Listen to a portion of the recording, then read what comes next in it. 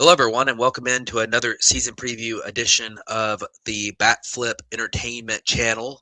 I'm Matt. I'm here today with Damian, and we're going to talk today about the Chicago White Sox. The White Sox are a franchise who has been in the depths of a rebuild for the last few years.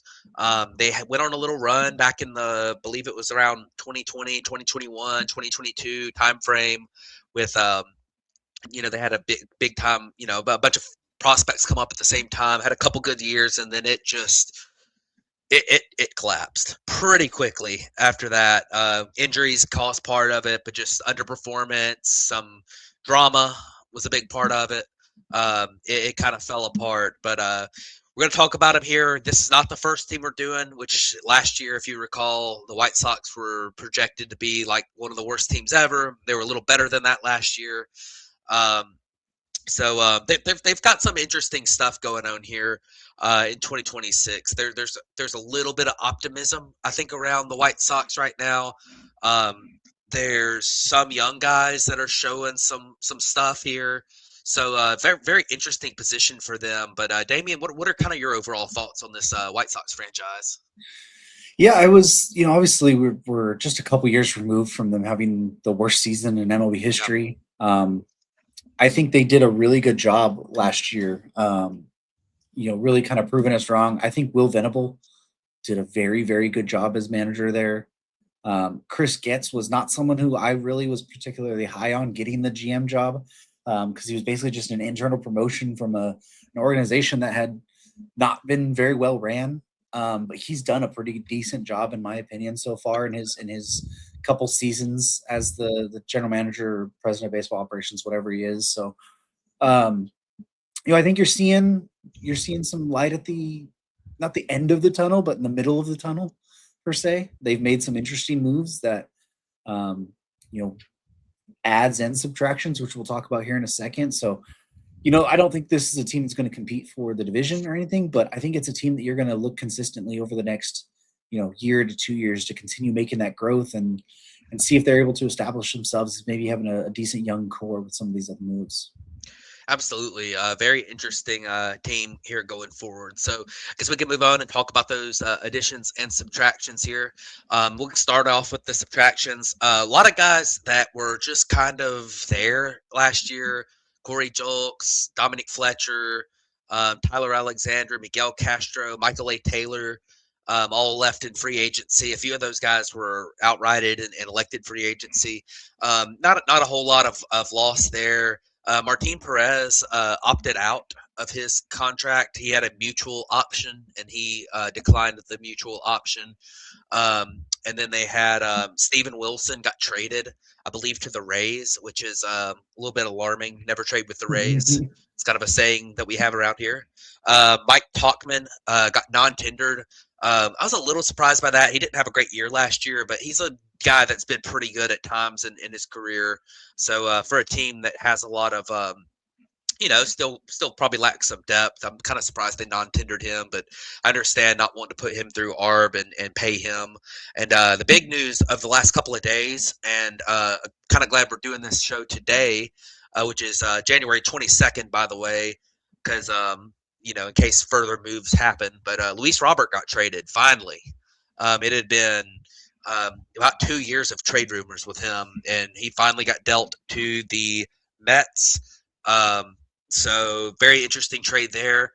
But other than Luis Robert, who is the obvious loss, Damian, do you think any of these other losses really hurt them at all? It's hurt them? No. A guy I thought like Dominic Fletcher is a guy I thought would do better. And he was really just not as great as I thought he was going to be coming over. And a lot of the other guys are just filler. Martin Perez is someone who still hasn't been signed, so maybe they sign him back or that. But outside of Robert, there isn't much you really lost here. So I think it's just kind of normal offseason stuff for a team that's churning through guys and just trying to get guys to fill a specific need for that year. Yeah, absolutely. Looking at their additions, they brought in Everson Pereira. He's kind of interesting. He was a former top prospect, or at least hyped prospect of the New York Yankees. Chris Murphy they brought in through trade. Anthony Kay they brought in as a free agent. I believe was he one of the NPB or KBO MPB guys. guys? I thought so. So they brought him in. The big signing that they made this offseason was Munetaka Murakami, who had a lot of hype, but there was a lot of disagreement on kind of what his contract was going to look like. They signed him to a 2-year deal. Um, Very high upside with him if he can learn how to hit major league fastballs and not strike out a lot. So, but very interesting guy there. Sean Newcomb they brought in. He's kind of had some decent years as a reliever. It looks like at the beginning of the season they might be starting him. We'll talk a little bit more about that in a minute, but interesting ad there. Jared Kelenick's a former top prospect. As a Braves fan, I'm not expecting him to do very much here, but maybe another change of scenery, a little bit less pressure. Being with a team that's kind of rebuilding, maybe will help him, but I'll believe it when I see it with that. Luisangel Acuña was part of that Robert return.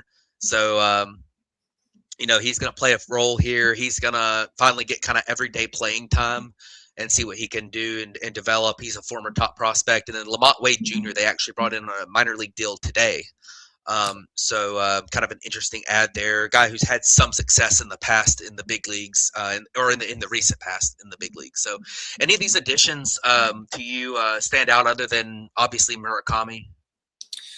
Other than Murakami, I mean, I Sean Newcomb's someone who I've always kind of thought was pretty decent. You have those guys who are like probably never the level of good you think they are, but you're kind of just hoping for it. It's kind of been Sean Newcomb for me. I don't know why, but his season when he got traded to the A's last year, he was very good in the second half there, especially in the bullpen role. So it is kind of interesting to see them having him as a starter.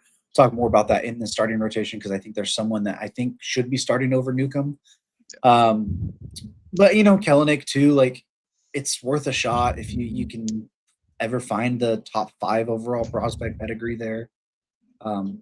Likely, no, but hey, and then taking a shot on Luisangel Acuña, and trying to get something there. I thought the Robert return would be a little bit better, given after how long they held him and then the asking price there. But maybe the White Sox know something about Angel Acuña and they can get something out of him. Yeah, absolutely. So I guess we can move on and talk about their position player group here. So left field, they got Aaron Drew Benintendi still around. Hasn't been great for them. Really rough defensively. He's kind of a league average bat, I guess. Last year, a 103 WRC plus. This year, that is his projection as well. But not a whole lot there. Center field, they've got Acuña listed at center field here on the Fangraphs projections. That'll be interesting to see. He's typically played the infield, but he's got some positional flexibility. I think he has played center field some for the Mets, so that'll be a interesting thing to watch for there. Brooks Baldwin. We actually, we were using our templates from last year to make this and just kind of looking back at last year. Brooks Baldwin was their opening or listed as their projected shortstop at this point last year. Yeah. And now he's playing right field. So it's kind of interesting, but he's going to be out there in right field.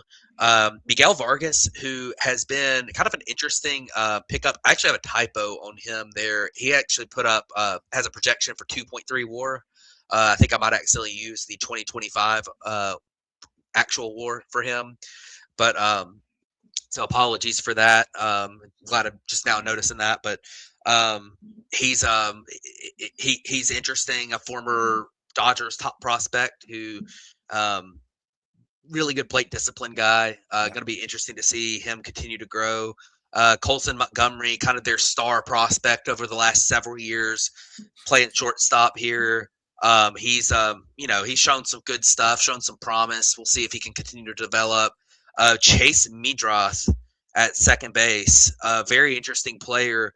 He's got their highest WAR projection here at 2.9. Really good plate discipline, good approach guy. I believe he's played really good defense too at second base. So solid piece there. Murakami. probably the biggest boom bust guy you can find. But very interesting to see what he looks like this year. He's going to be there at first base. Kyle Till behind the plate came over in that Red Sox trade, has shown some promise to this point. And after the Garrett Crochet trade he was involved in last year, put up a really good rookie season for the White Sox at catcher, and then another catcher, Edgar Cuero, who was part of the Lucas Giolito return a couple years ago. There as their DH. Bench doesn't have a ton. Lenyn Sosa is kind of interesting. He's been in the big leagues for a while, but the other guys not a ton of not a ton there. Everson Pereira, that former top prospect we mentioned earlier, is there. But Damian, out of these guys, Montgomery and Meadroth are kind of getting to where they're established. Kyle Till's the same way. I guess. What do you think of these other guys? Do you think Murakami is going to boom or bust? And do you think that Acuña or Brooks Baldwin or Cuero or Vargas kind of continue to grow or figure it out? Yeah, so I've been a big believer on Munetaka Murakami all along. If you go back to any of our shows, the free agency predictions and all that, I had him getting some big time contract. I believe the power is real.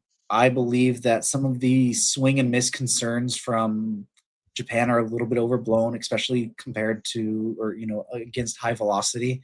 It's really such a small sample size that people are really overblowing that. Now it's going to take some adjustment period. Don't get me wrong, but I really do think Murakami can have a great run here in MLB. You mentioned Vargas or Angel Acuña, Baldwin. I don't know about Acuña or Baldwin. Vargas, I think his plate discipline numbers are good enough, and he's shown the ability to have some good hitting metrics to the ball. It hasn't really came to be with the White Sox yet, but he was a top 50 prospect at one point.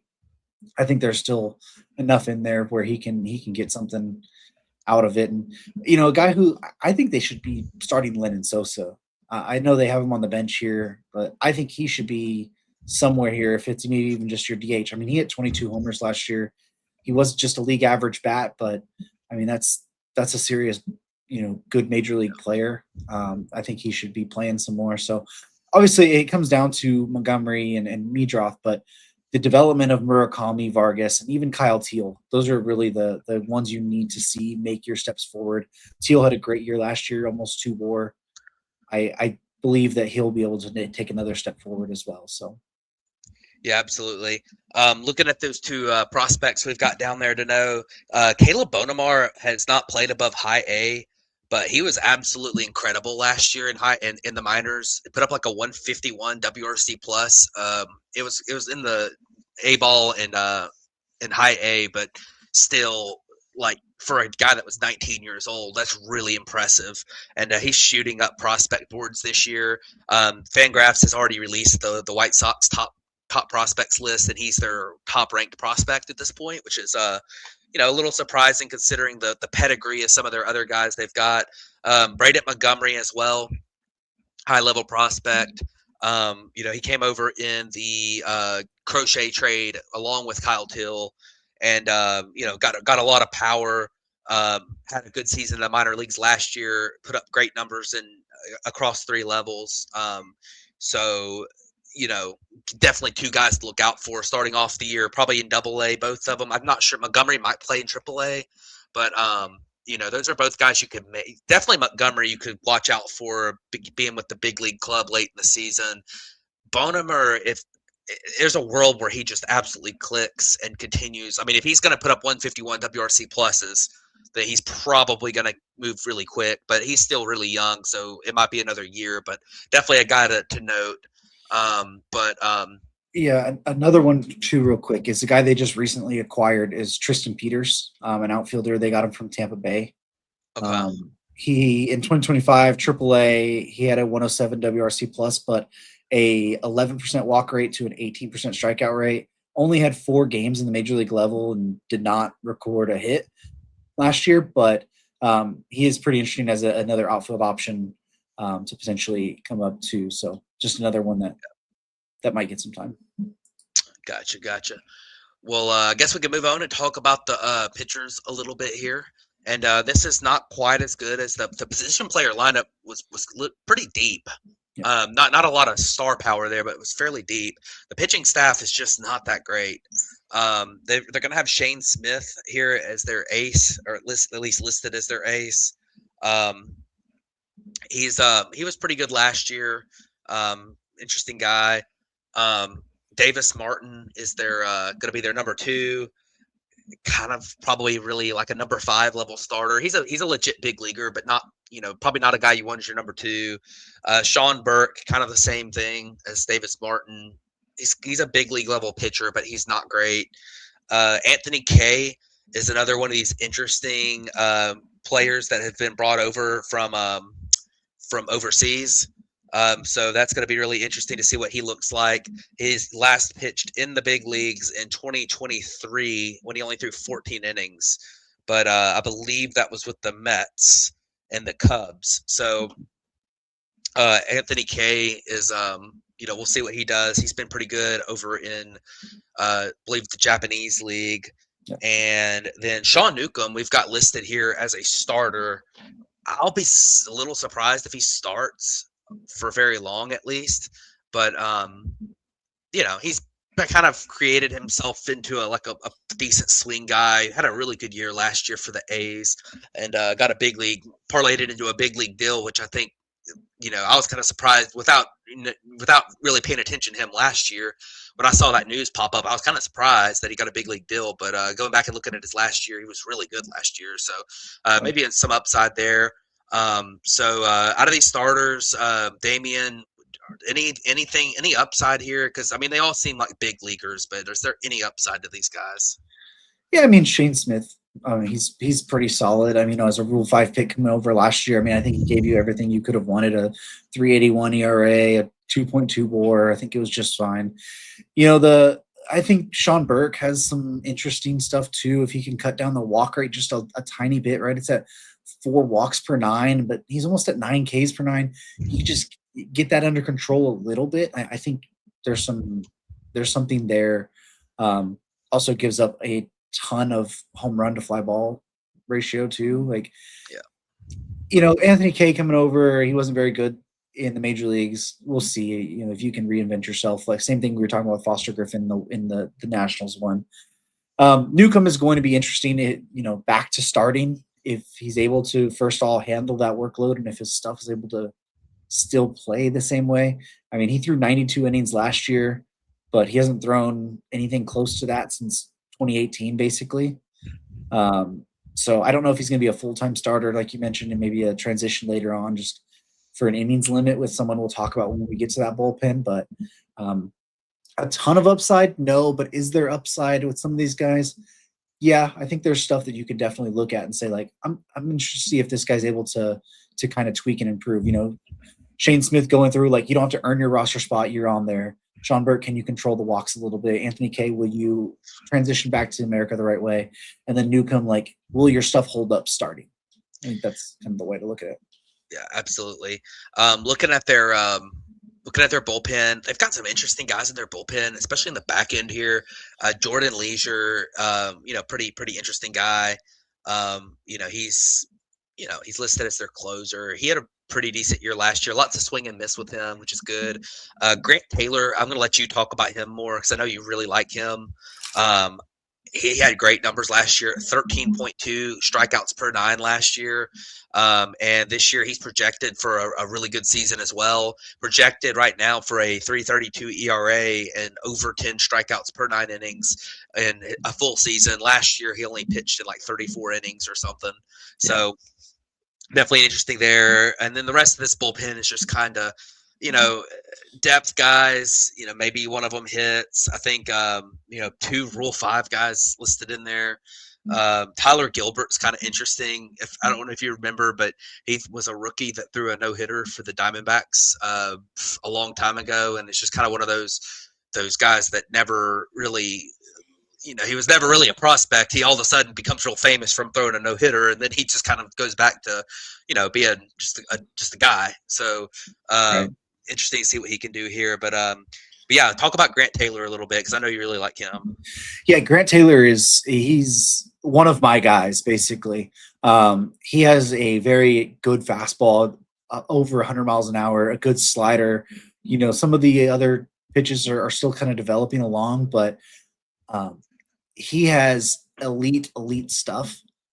Sometimes he can lose the control, close to 4 walks per 9, but you're talking about a guy who in the major leagues last year struck out over 13 per 9. And people look at it, 4.91 ERA, a 2.99 expected ERA, a 1.42 FIP. It's funny, he pitched in 36 and 2/3 innings last year, and he had a 1.7 WAR. And in projected right now for 79 innings, they have him for 1.4 WAR. Like, this is a guy who already outperformed that in half the innings last year. Yeah. I think there's a very real chance that he starts sometime this year. Maybe when Newcomb hits a little bit more of a limit and they're wanting to limit Taylor's innings. So you kind of start him in the bullpen, but you give him some starts just to see. I mean, at worst, he could be a very good back end reliever with fireproof stuff, but I think that some of this is able to translate to becoming a starter. So I'd be very, very interesting to see that. And then, like you mentioned, Jordan Leisure too, has very good strikeout stuff. Again, another thing here, command, right? Over 4 walks per 9 as well. But if you can harness that a little bit, you could be really good. Those back two are very interesting. And then Jedickson Paez is a guy who I liked a lot in the Red Sox system. He kind of really took a step back a little bit in the peripheral wise, in the FIP and stuff last year. Only at high A, only 19 innings. Didn't really get to pitch a lot, was kind of hurt. That's where the step back kind of came. But very good stuff, but it's going to be a big jump from high A to a Rule 5 pick of trying to stick into a major league bullpen. But he could be a very, very interesting one because he has a history of starting as well. And there is very good stuff there. Yeah, absolutely. Looking at these prospects to know, Hagen Smith, Noah Schultz are both top 100 guys from last year. Noah Schultz is kind of thought of as this like future star level pitcher. Didn't have a great 2025 in the minors, struggled a little bit at AAA, but definitely still very young. He was only 21 at AAA. Got great stuff. I think he'll be fine. Hagen Smith struggled with walks at AA, but he was a little bit banged up last year, had some elbow issues. Didn't have Tommy John or anything, but there's definitely some level of concern there, but he's still in the top 100, former top pick. And then this Opur is very interesting. Put up really good numbers last year. Probably needs to harness the command just a little bit, but Van Graff's put in a 50 FV future value on him. So he's kind of in the same realm as Noah Schultz and Hagen Smith. So very interesting group there. I think that the White Sox farm system when it comes to pitching is in pretty good shape right now. And I want to also kind of throw out a couple guys on the IL who are not really prospects anymore, but they're kind of like prospects. And that would be Drew Thorpe, who has been traded for both Juan Soto and Dylan Cease in his career. And also Kai Bush, who was part of I believe, was he part of that trade for Lucas Giolito? I think it was. I think it was Bush and Cuero. Yeah, I think that was it. But and Bush, I guess, is still ranked as a prospect. He's their number 14 prospect. But a couple of interesting young pitchers. I really liked Drew Thorpe before his injury, and they should both be back fairly early in the season. Both Kai Bush had his Tommy John surgery in February last year, and Drew Thorpe had his in March. So they should pitch this year. Definitely guys to look out for in that rotation. Sometime after the beginning of the season. So, going to be very interesting to see how they fit in, and if any of these prospects, Schultz, Smith, Opor, can make a push for the big leagues this year as well. But I guess we can move on and talk briefly about their outlook here. Their 2026 outlook has an over-under win total of 65.5. So, are you thinking of taking the over or under on that? I think this is a good line. I think it's going to be right at that number. I'd probably take the over slightly. I mean, they won 60 games last year. I think you're going to get a little bit more improvement. Like I mentioned with Murakami, I like some of the other guys. So I'm going to take the over on 65.5. Yeah, I think I'm gonna. This is a really difficult one. I do think it's like you do. It's close to the line, but I think I'm going to take the over as well. This division's not very good. Um, it's not terrible, but it's gotten better than it was a couple years ago at least. But it's still not a great division. And the White Sox have enough young guys where there's upside. So I do think they're making a step in the right direction here. I don't think they're going to compete really for postseason spots or anything this year, but I do think that there's a pretty good chance that they have a little bit more improvement. Like they did last year. So I like them for slightly over that. Their odds to make the postseason are plus 2,000. Their odds to win the American League Central are plus 5,000. Those odds are a lot better than the teams we've seen so far. A lot of that has to do with the division they're in, and the fact that they're in the American League, whereas the National League is absolutely stacked. But then the World Series odds are plus 50,000, so they're in this bottom tier teams when it comes to the World Series. Nobody's expecting that anyways this year, so still a rebuilding team. But Damian, any final thoughts on the Chicago White Sox in 2026? I think it's going to be a fun team to watch. I think they do have some pieces that you're going to want to kind of pay attention to, and just see if they're able to, how will Murakami translate? I think that's going to be a big thing for a lot of baseball fans. It was a very hot topic. Can these guys continue to develop? How will Venable grow into being more of a manager? And then a pitching staff, like I mentioned, they're not a ton of exciting names, but I think they're interesting in seeing what they could do. So just really this White Sox team needs to kind of start their push in the right direction. And hopefully that they start filling out that ballpark a little more, because I know they're in their own ballpark battle as trying to get a new one and whatever. So yeah. And I guess last little note here, caveat again. It's January 22nd. We're trying to get these out early. There have been some rumors the White Sox could make another move at some point. So just want to throw that out there, that there's a possibility of a little bit more here. But I don't think it totally changes this outlook all that much. But it could add some excitement or something at some point. But appreciate everyone for tuning in to us. Thanks for watching. Like, comment, subscribe. That's always appreciated as well. And we'll catch you on the next one. I believe the Angels will be next. So that will be an interesting talk, I'm sure, as the Angels are always a hot topic here. Yep. But catch us on the next one. Thanks.